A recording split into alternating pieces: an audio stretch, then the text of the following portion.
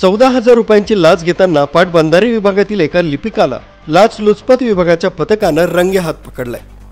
तसा सदर इसमावर कारवाई सुरू आहे।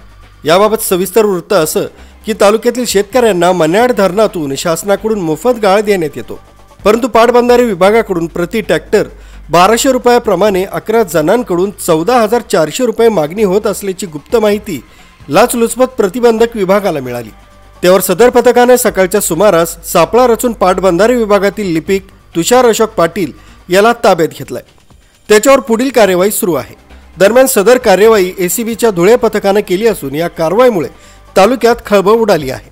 सदरची कारवाई लाचलुचपत प्रतिबंधक धुळे विभागाचे पोलीस उपअधीक्षक अभिषेक पाटील यांच्या मार्गदर्शनाखाली पोलीस निरीक्षक हेमंत बेंडाळे यांनी सापळा कारवाई केली असून सापळा पथकात पोलीस निरीक्षक मनजित सिंग चव्हाण, पोलीस निरीक्षक रुपाली खांडवी, राजन कदम, मुकेश आहिरे, मकरंद पाटील, प्रशांत बागुल, संतोष पावरा, रामदास बारेला, प्रवीण पाटील, प्रवीण मोरे, सुधीर मोरे, जगदीश बडगुजर यांचा समावेश होता।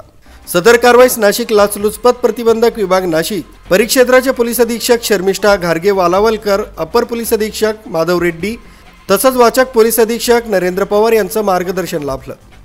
सदर गुन्ह्याचा पुढील तपास सुरू आहे। दीपक जाम, 40 गाव स्पीड न्यूज, 40 गाव।